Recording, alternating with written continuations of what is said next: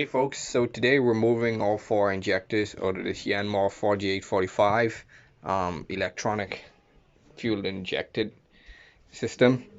So what happened is water got into the fuel system, to the primary and the secondary, and clogged up the jets on the injector. So today I'm going to show you what it all entails to remove the injectors off of this baby. Sorry it isn't complete, but I kind of started already in terms of remove the ECU on the side and move the top plate.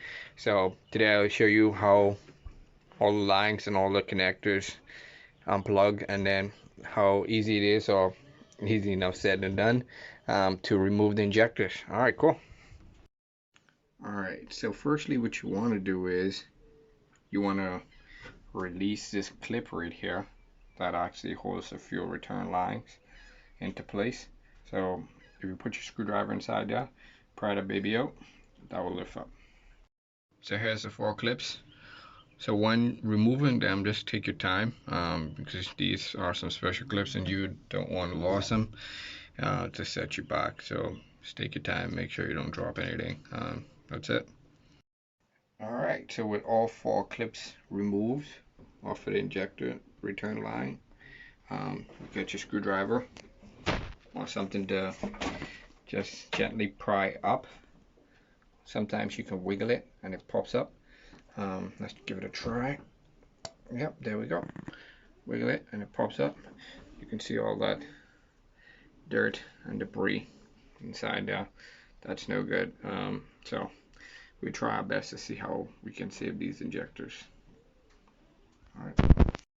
Alright, so we got the four injector lines off, the return lines.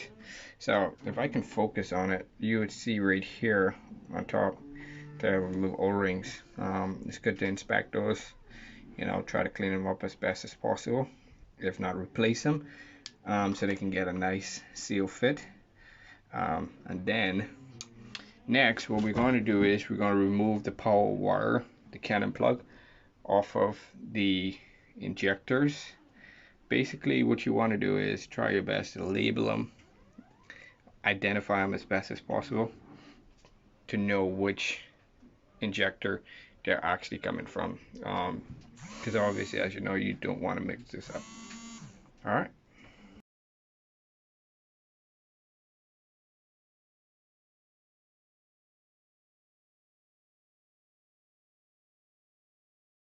Alright, so all four leads are disconnected. It's kind of foolproof in a sense, in terms of it's on the body of the reel, so it's not that you can get a mix up, but once again, you can go wrong, will go wrong, so you want to try to separate them as much as possible.